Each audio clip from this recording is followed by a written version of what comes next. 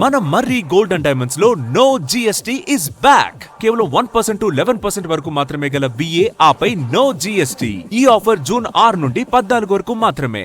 పశ్చిమాసియాల యుద్ధ జ్వాలలు మరింత భీకరంగా ఎగిసిపడుతున్నాయి. శాంతి చర్చల జాప్యాన్ని నిరసిస్తూ అమెరికా ఇరాన్పై మెరుపుదాడులకు దిగింది.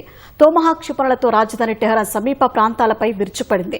ఇరాన్ గగనతల రక్షణ వ్యవస్థలు, సైనిక మౌలిక సదుపాయాలను ధ్వంసం చేసింది. దీనికి ప్రతిగా ఇరాన్ కూడా గల్ఫ్ దేశాలైన బహ్రెయిన్, కువైట్, జోర్డాన్లోని అమెరికా సైనిక స్థావరాలపై క్షిపణుల వర్షం కురిపించింది. హర్ముజ్ జలసంధిని పూర్తిగా మూసివేశామని ఐఆర్జీసీ ప్రకటించింది. అమెరికా సెంట్రల్ కమాండ్ నేతృత్వంలో వైమానిక దళం, నేవీ, మెరైన్స్ సంయుక్తంగా ఇరాన్లోని ప్రధాన నగరాలపై విరుచుకుపడ్డాయి. ఇరాను రాజధాని టెహ్రాన్, వ్యూహాత్మక రేవు పట్టణం బందర్ అబ్బాస్లలో భారీ పేలుళ్లు సంభవించాయి. ఇరాన్ సైనిక నిఘా వ్యవస్థలు, కమ్యూనికేషన్ నెట్వర్క్లు, ఎయిర్ డిఫెన్స్ కేంద్రాలే లక్ష్యంగా ఈ దాడులు జరిగాయి. ఈ దాడుల్లో టెహ్రాన్ వెలుపల ఉన్న ఐఆర్జీసీ బేస్, సైనిక బ్యారెక్స్ పూర్తిగా ధ్వంసమయ్యాయి. ఇరాన్పై 49 తోమహక్ క్రూయిజ్ క్షిపణులను ప్రయోగించినట్లు అమెరికా అధ్యక్షుడు డొనాల్డ్ ట్రంప్ వెల్లడించారు. ఇరాన్ గగనతలంలో తమ ఫైటర్ జెట్లు కొన్ని గంటల పాటు చక్కర్లు కొట్టాయని వివరించారు. ఇరాన్ ప్రభుత్వ ఉన్నతాధికారులు తనకు ఫోన్ చేసి దాడులను తక్షణమే నిలిపివేయాలని కోరారని ట్రంప్ తెలిపారు. ఇరాన్పై చేపట్టిన దాడులను ప్రస్తుతానికి నిలిపివేసినట్లు యుఎస్ సెంట్రల్ కమాండ్ ఎక్స్లో పోస్ట్ చేసింది. అంతర్జాతీయ వాణిజ్య జలాల్లో నౌకల రవాణాకు ముప్పు పొంచి ఉండటంతో ఇరాన్పై ఈ దాడులు చేపట్టామని వివరించింది. అమెరికా దాడులకు ప్రతిగా పశ్చిమాసియాలోని అగ్రరాజ్య సైనిక స్థావరాలే లక్ష్యంగా ఇరాన్ భారీగా క్షిపణులు ప్రయోగించింది. జోర్డాన్లోని అమెరికా వైమానిక స్థావరంపై దాడి జరిగింది.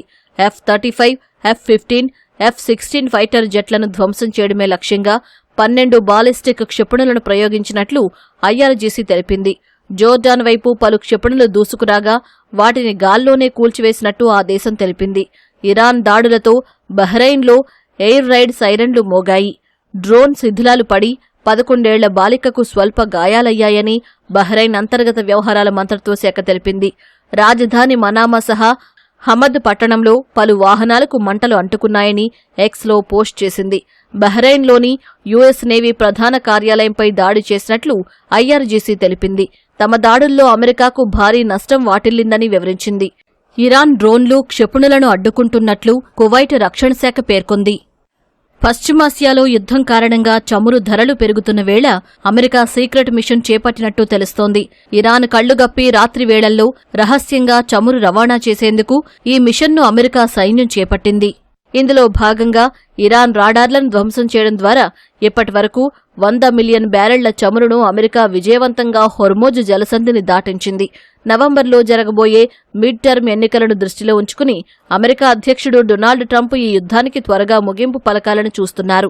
కానీ అమెరికా పెడుతున్న షరతులను ఇరాన్ అంగీకరించడం లేదు. ఇరాన్ వద్ద ఉన్న శుద్ధ యురేనియం నిల్వలను పూర్తిగా వదులుకోవాలని అమెరికా డిమాండ్ చేస్తోంది. అయితే తమ అణు కార్యక్రమం శాంతియుతమైనదని చెబుతున్న ఇరాన్ అమెరికా విధించిన ఆర్థిక ఆంక్షలను ఎత్తివేయాలని, తమ నిధులను విడుదల చేయాలని పట్టుబడుతోంది. దీనికి తోడు ఇజ్రాయెల్ ప్రధాని నెతన్యాహు కఠిన షరతులు శాంతి చర్చలను మరింత క్లిష్టంగా మారుస్తున్నాయి. అమెరికా, ఇరాన్ మధ్య 2 నెలల పాటు నామమాత్రంగా సాగిన కాల్పుల విరమణ ఈ వారంలో జరిగిన వరుస దాడులతో పూర్తిగా తుడిచిపెట్టుకుపోయింది. అటు లెబనాన్పై భీకర దాడులను ఇజ్రాయెల్ తిరిగి ప్రారంభించడంతో పశ్చిమాసియాలో నివురుగప్పిన యుద్ధ జ్వాలలు మళ్లీ రాజుకున్నాయి.